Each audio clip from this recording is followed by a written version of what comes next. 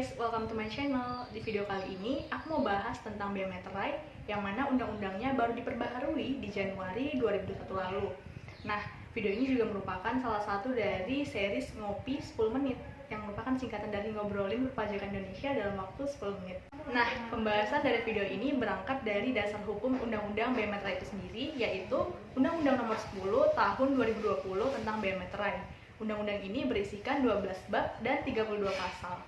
Undang-undang ini juga memiliki aturan pelaksanaan yaitu PMK 4/PMK 03/2021. Pengaturan Bea Materai ini bertujuan untuk yang pertama mengoptimalkan penerimaan negara, yang kedua untuk memberikan kepastian hukum tentang pemungutan dari Bea Materai itu sendiri, dan masih banyak lagi tujuannya yang dapat kita lihat di Undang-Undang Nomor 10 Tahun 2020. Nah, apa sih sebenarnya pengertian dari Bea Materai? Bea Materai merupakan pajak atas dokumen, di mana dokumen itu sendiri merupakan sesuatu yang ditulis atau tulisan dalam bentuk tulisan tangan, cetakan, atau elektronik yang dapat dipakai sebagai alat bukti atau keterangan.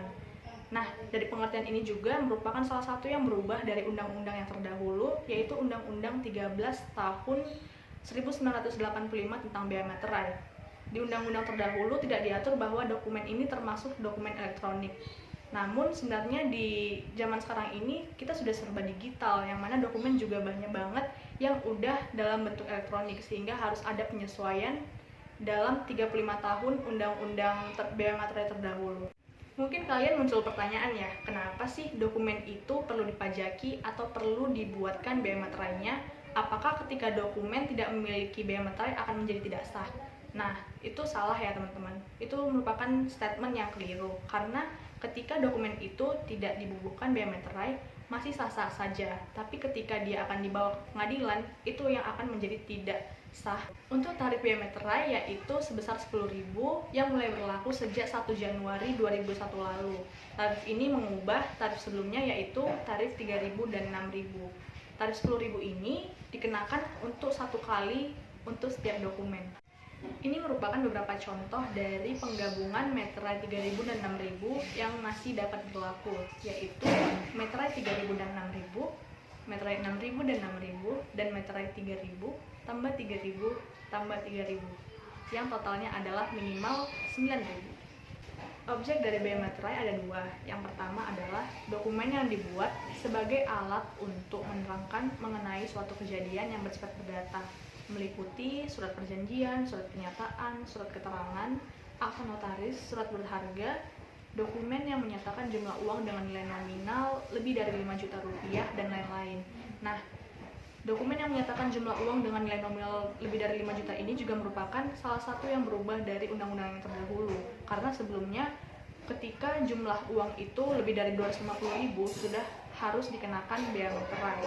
Kemudian yang kedua yang menjadi objek dari Bea Materai adalah dokumen yang digunakan sebagai alat bukti di pengadilan. Ada juga non-objek Bea Materai, yaitu diantaranya yang pertama, dokumen yang terkait lalu lintas orang atau barang seperti bill of lading. Yang kedua, segala bentuk ijazah seperti ijazah SD, SMP, SMA. Yang ketiga, tanda terima pembayaran gaji, tunjangan, THR, dan sebagainya. Yang keempat, tanda bukti penerimaan uang negara dari kas negara, kas daerah, dan lain-lain. Dan yang kelima, kwitansi untuk semua jenis pajak, dan masih banyak lagi. Untuk jenis materai itu ada dua, yaitu materai tempel dan materai dalam bentuk lain seperti materai teraan, materai komputerisasi, dan materai percetakan. Nah, untuk cara pembayaran Bea Materai ini ada dua juga, yaitu dengan Bea Materai itu sendiri ketika dibubuhkan di dalam dokumen maupun dalam bentuk surat setoran pajak atau SSP yang memiliki syarat dan ketentuan tersendiri. Ada juga istilah pemateraian kemudian. Maksudnya adalah memateraikan sebuah dokumen setelah saat dokumen itu seharusnya terutang, sehingga pemateraian kemudian ini dilakukan untuk dokumen yang Bea Materainya tidak atau kurang bayar maupun dokumen yang digunakan sebagai alat bukti di pengadilan. Jika seseorang meniru, memalsukan untuk memakai atau menjual Bea Materai ini, maka akan dikenakan 7 tahun pidana dengan denda paling banyak 500 juta rupiah. Dan ketika seseorang juga menghilangkan tanda yang gunanya untuk menunjukkan suatu materai tidak lagi dapat digunakan, maka akan dikenakan pidana penjara paling lama 3 tahun atau pidana denda paling banyak 200 juta rupiah. Materai tempel memiliki beberapa ciri umum dan ciri khusus.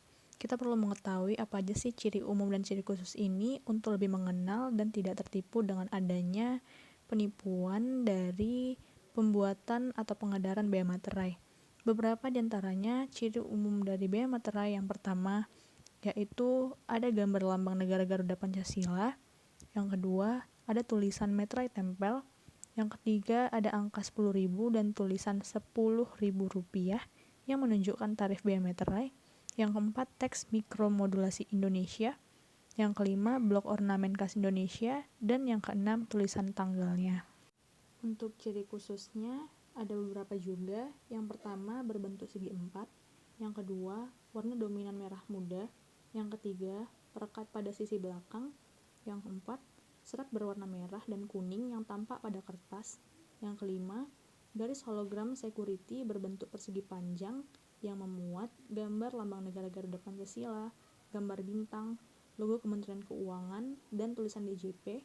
Yang keenam, efek raba pada ciri umum. Yang ketujuh, efek perubahan warna dari magenta menjadi hijau pada blok ornamen khas Indonesia. Yang kedelapan, gambar raster berupa logo Kementerian Keuangan dan tulisan DJP.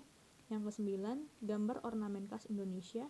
Yang ke-10, pola motif khusus. Yang ke-11, ada 17 digit nomor seri. Yang ke-12, sebagian cetakan berpendar kuning di bawah sinar ultraviolet. Dan yang terakhir, perforasi berbentuk bintang pada bagian tengah di sebelah kanan, bentuk oval di sisi kanan dan kiri, dan bentuk bulat di setiap.